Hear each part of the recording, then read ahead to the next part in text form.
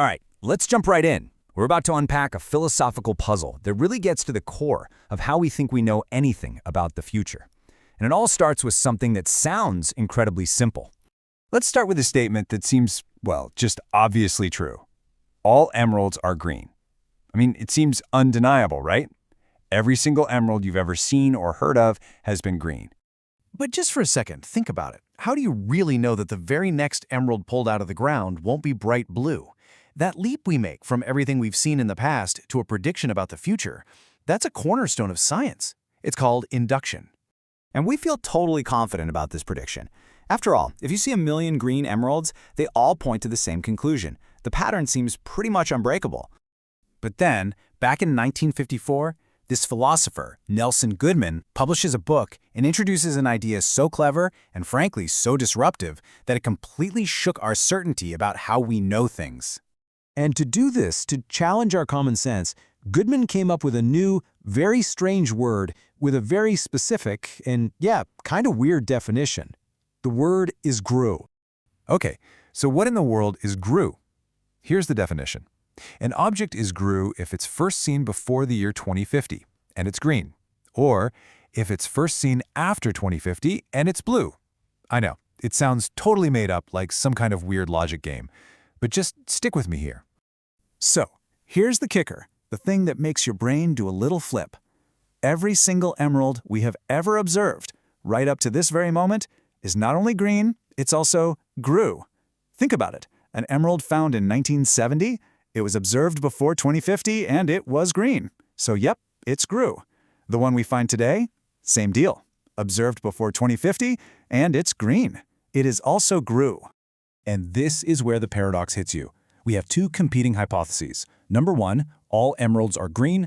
Number two, all emeralds are Grue. And here's the thing, based on all the evidence we've ever collected, both statements are equally true. There is no logical reason based on observation alone to prefer one over the other. Now, this might just feel like a clever little word game, and in a way, it is. But it's a game that reveals a huge, fundamental crack in the logic we use to understand our world every single day. Because if we can't logically dismiss Grue, what about other bizarre ideas? We could invent bleen, blue before 2050 and green after. All our evidence supports that theory too. Suddenly, our solid mountain of evidence seems to support an infinite number of really strange, contradictory futures.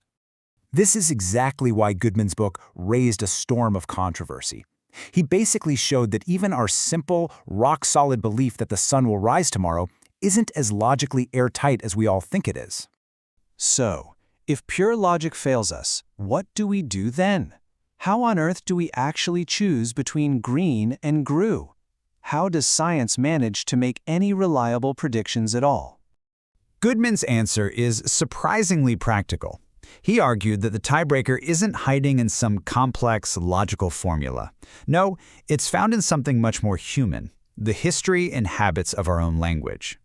He gave this idea a fantastic name, entrenchment. The basic idea is that a word's power to predict things comes from its track record. Think of words as tools. You're going to trust the hammer that has successfully driven nails for centuries, not some weird new gadget that was just invented yesterday and has never worked before. So when you actually compare green and Grue, the difference becomes a no-brainer. Green is a highly entrenched concept. It has a long, successful track record in science, in art, in our language. Grue, on the other hand, was just made up. It has 0 successful predictions to its name. We don't choose green because logic forces us to. We choose it because it has proven itself to be a useful and reliable tool. And this whole thing points to a much deeper idea, which the philosopher Hilary Putnam summed up perfectly. Our language isn't just passively describing a reality that's already out there. The concepts we choose to use, like green instead of Grue, are actively shaping and constructing the world that we understand.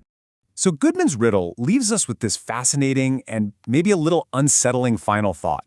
If our most trusted scientific predictions are ultimately based not on pure logic, but on the habits of our language, what does that really mean for objective truth?